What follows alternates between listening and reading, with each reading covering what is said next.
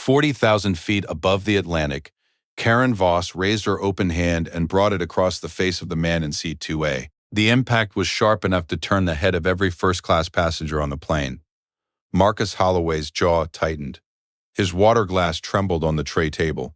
Around them, 11 people sat in stunned silence. Business people, a diplomat's aide, a retired senator, all of them watching a flight attendant stand over a black man in a $12,000 suit and dare him to react. Karen's voice was ice. "You do not speak to me that way." What she didn't know, Marcus Holloway hadn't raised his voice, hadn't used a single word that would appear in any incident report. He had asked, for the third time, why his pre-ordered meal hadn't been served while every other passenger in first class had finished theirs. What she also didn't know, what she couldn't have known, was that by 6 o'clock the next morning, before she landed her next shift, the airline she worked for would have lost the single largest corporate travel contract in its history. 4 years earlier, this is where Marcus Holloway's story starts.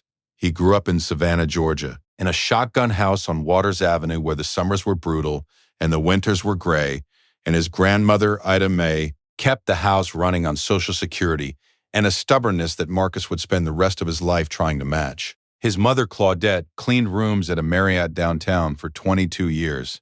His father, Raymond, drove long-haul trucks and was home 10 days a month, sometimes less. Marcus understood from childhood that the people who kept the world running, who changed the sheets and drove the miles and worked the shifts, were the people the world treated as invisible, and he filed that understanding away with the precision of someone who intended to do something with it eventually. He put himself through Georgia State on grants and loans and a part-time job driving Uber that he worked until 2 in the morning, 3 nights a week, graduated with a degree in supply chain management and 17 job rejections before a regional logistics company in Atlanta hired him as a coordinator at $38,000 a year. He was the only black man in the department. He was also, within a year, the one everyone came to when something was broken, because Marcus Holloway had a particular gift, a structural intelligence, an ability to see the whole system at once and identify the single point where pressure would move the most weight. His boss, a fair man named Gary Tillman, noticed, gave him more, then more. Marcus grew into every room Gary opened. At 31, Marcus left to start Holloway Logistics. 2 employees, 1 contract, a lease on office space he couldn't quite afford in a building on Peachtree Street. He worked 16 hours a day for 3 years. By year 4, he had 40 employees and regional contracts with 3 Fortune 500 companies. By year 7, Holloway Logistics was operating in 11 states with annual revenue exceeding $60 million. By the time he turned 42, it was $240 million. His name appeared in the Atlanta Business Chronicle, then in Forbes, then in the kind of outlets that covered not just what you'd built, but how you'd built it. The methodology, the culture, the fact that 63% of his leadership team were people who looked like the workers his mother had worked beside. He was 44 on the night of the flight. He was traveling from Atlanta to London for the final signing of a contract with Meridian Group, a British logistics and infrastructure conglomerate that had been in negotiation with Holloway for 14 months. The deal, a 5-year partnership agreement that would expand Holloway's international footprint and Meridian's North American operations, was valued at $200 million over its term. It was the largest contract in Holloway Logistics history. Marcus had flown Transatlantic Airways exclusively for 3 years, his company spending roughly $400,000 annually with the airline on business class and first class tickets. He was, by any measure, a high-value customer. He boarded Flight TA 447 at 9:15 p.m., pre-ordered the pan-seared salmon and a still water, took his seat in 2A, opened his laptop. He had 12 hours to review the final contract documents before touchdown at Heathrow. He was not that night a man who wanted anything from anyone except his dinner and his quiet. He did not get either. Karen Voss had worked for Transatlantic Airways for 11 years. By her own account, stated in the HR deposition she gave 4 days after the incident, she was good at her job. Her in-flight service scores were consistently above average. She knew wine pairings and seat configurations and how to manage difficult passengers with the practiced neutrality of a career professional. She had, in 11 years, received 2 formal complaints. She did not consider this relevant. Most people, she would say, were happy with her service. The ones who weren't, she felt, were usually the problem. She had worked first class for 6 of those 11 years. She understood the passengers who occupied those seats, knew their rhythms, their expectations of authority that long-haul business travelers carry. She was good at reading rooms. She told people this about herself often enough that it had become less a description and more a conviction. And like most convictions built on incomplete evidence, it held right up until the moment it didn't. The 2 formal complaints she'd received, and had by her own account resolved at a supervisory level, shared a detail that Karen had not connected and that her supervisors, for reasons that would later appear in the internal review, had also not connected. Both had been filed by black male passengers. Both described a service that had been technically adequate but carried, in the words of one complainant, a quality of reluctance that made clear I was an inconvenience rather than a customer. The first supervisor had written in his notes, "Service disagreement, no policy violation." The second had written, "Complaint resolved with apology, no further action recommended." The complaints sat in a file, the patterns sat in the file with them. Nobody read them together. She did not see Marcus Holloway when he boarded. She saw a black man in a good suit, traveling alone, who had not acknowledged her when she offered the pre-departure drinks menu. She had offered it twice. He had been reading and said politely that he would take a still water and he'd pre-ordered the salmon. She nodded, privately, the tone she decided she heard in that, the absence of warmth, the directness, and filed it in the part of her mind where she filed passengers who were going to be work. She was not wrong that he would require something from her. She was catastrophically wrong about why. The cabin lights dimmed at 35,000 feet. Dinner service began. Karen moved through first class with practiced efficiency. Seat 3A, chilled prawns. Seat 4A, the vegetarian option. She reached Marcus's row and moved past it. Once. Then again, when the second courses went out. Then again, for the bread service. His meal had not been loaded. A catering error on the ground in Atlanta. A gap between what had been pre-ordered in the system and what the catering team had packed. It happened. Not often in first class, but it happened. The correct response, the trained response, was to inform the passenger promptly, offer an alternative from available stock, and apologize sincerely for the inconvenience. Karen Voss knew this procedure. She chose a different one. She let 2 full-service rounds pass, 45 minutes, before Marcus looked up from his laptop and with the measured patience of a man who had been watching the oversight accumulate, flagged her down. He was polite, she would later admit this, in writing in the HR report. He said, "Excuse me, I pre-ordered the salmon. I haven't received a meal." Karen told him there had been an issue with the catering. She would see what was available. She said this with the particular curtness that is the language of service staff who have decided before the conversation starts that a passenger is being difficult. Marcus said, still politely, "I appreciate that. What are the available options?" She told him she'd check and come back. She did not come back for 20 minutes. When she did, she informed him that the remaining options were a cold sandwich from the economy stock. She said this without inflection, which was itself a kind of inflection, or the vegetarian option, which another passenger had declined. Marcus asked, reasonably, if the vegetarian option could be heated and plated properly. Karen's face shifted in a way that the passenger in seat 2B, a corporate attorney named James Okafor, who would later file his own account with Transatlantic's customer relations, described as contemptuous. "I'll do what I can," she said. 30 minutes passed. No meal.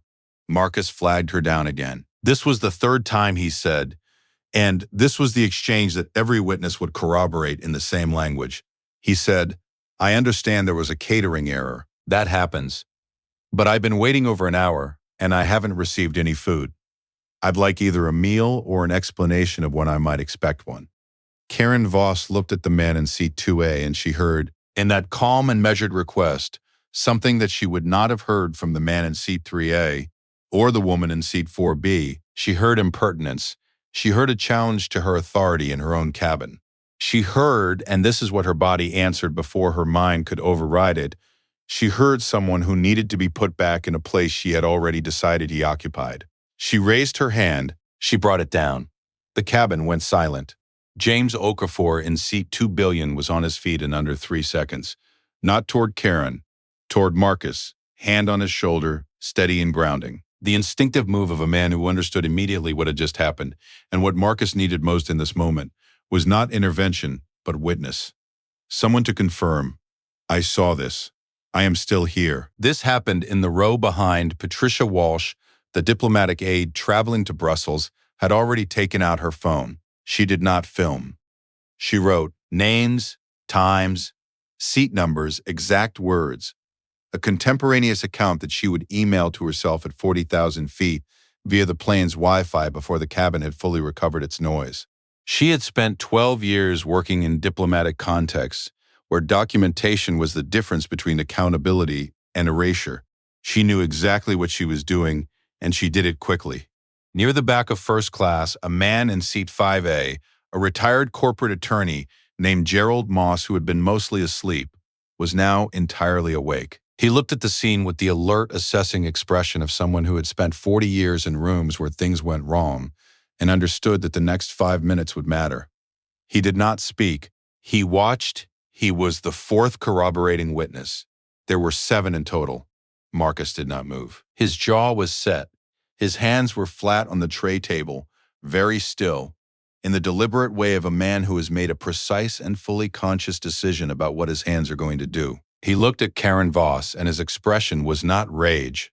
It was not grief. James Okafor would later describe it simply. He looked at her like he was already 3 days past this moment, watching it from the other side.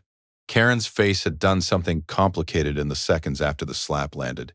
The moment her palm connected, the moment the sound cut through the cabin and the heads turned and the full weight of 60 witnesses arrived on the thing she had just done, something shifted in her expression. Not remorse, something prior to remorse. The first flicker of the understanding that a thing exists now that cannot be made to not exist. David Park, the senior cabin crew member, appeared from the forward galley in under 30 seconds. 14 years with Transatlantic, 7 in first class, a man who had managed turbulence and medical emergencies and passenger altercations with the same calibrated calm. He assessed the scene in the way trained people assess scenes, fast, comprehensive, without visible reaction. He looked at Marcus, at Karen, at James Okafor, still standing, at the 11 other passengers who were in various positions, all witnesses. Ms. Voss. His voice was quiet and final. Please come with me. His voice carried the specific weight of someone who understood that an institutional failure had just occurred in his cabin, and that his job right now was to be the human part of the institution. Mr. Holloway, I am so sorry. I am going to make sure you have everything you need for the rest of this flight, and I am going to make sure that what happened here is fully documented. Is there anything I can do for you right now? Marcus was quiet for a moment.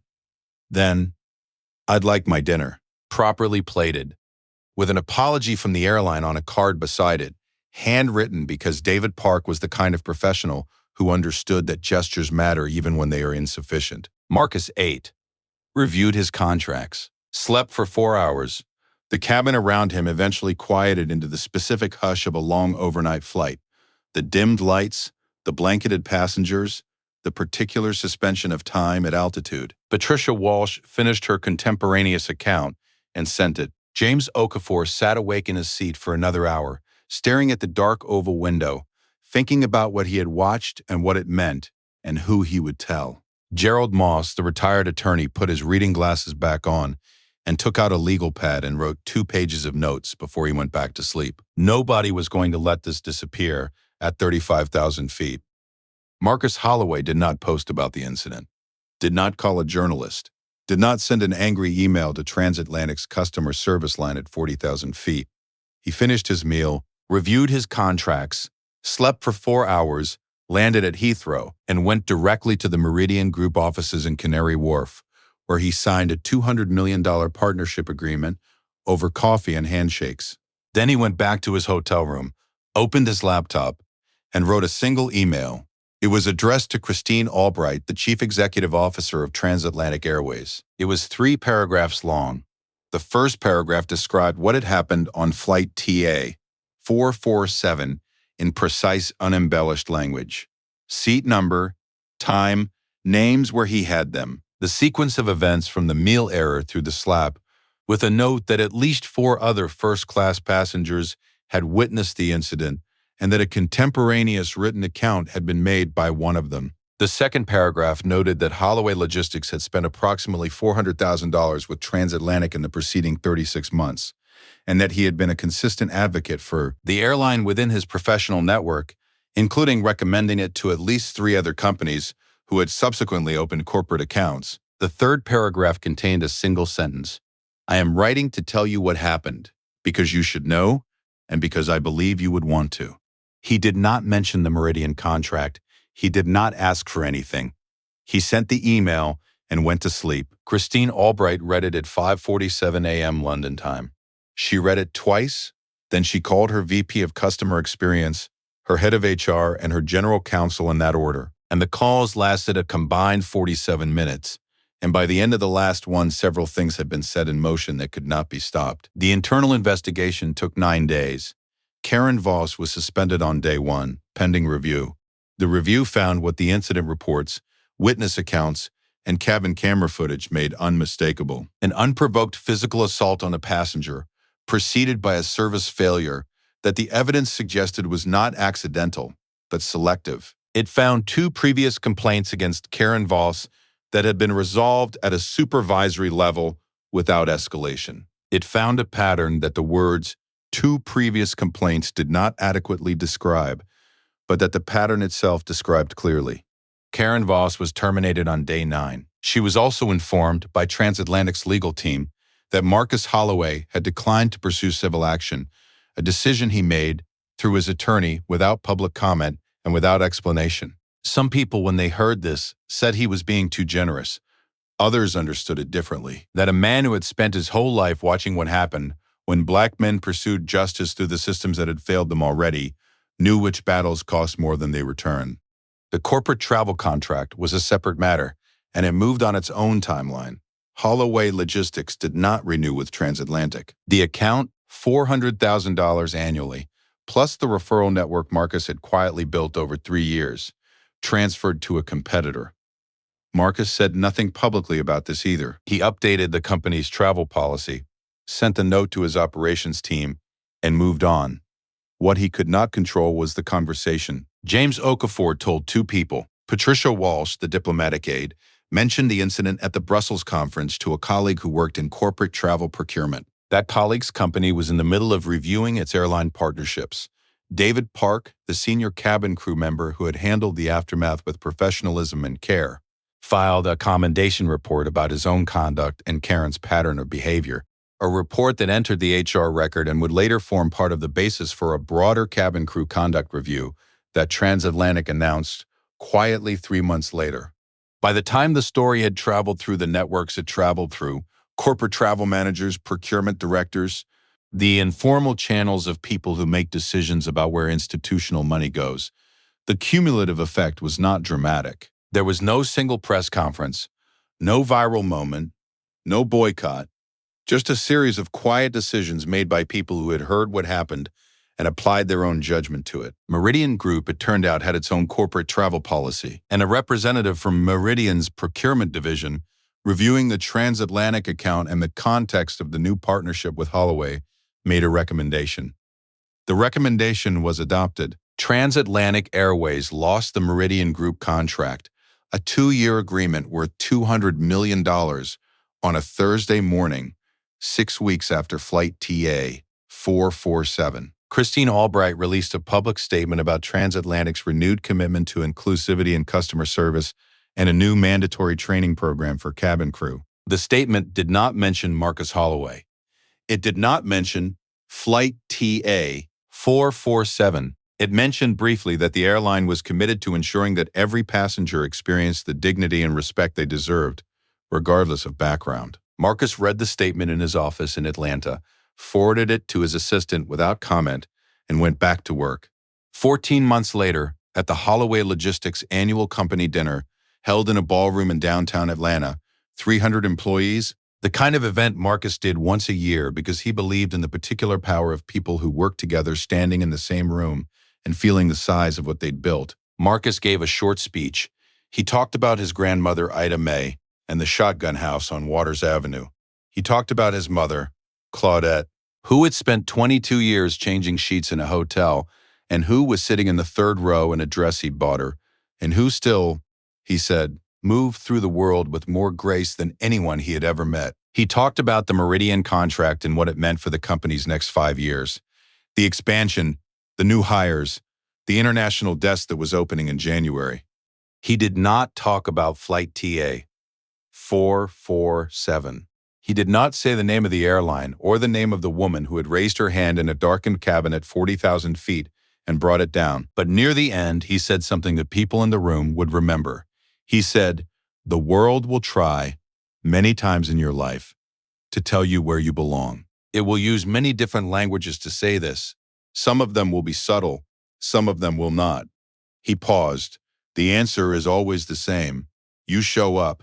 You do the work. You let the work be louder than anything anyone says about you." Another pause, shorter, and then you go sign the contract. The room laughed. Then it applauded. His mother in the third row did not applaud. She was already on her feet. He saw her and he smiled. The private, complete smile of a man who has spent his whole life being seen clearly by one person and who knows exactly how lucky that makes him. The ballroom filled with sound, and Holloway Logistics moved into the future it had always been building toward.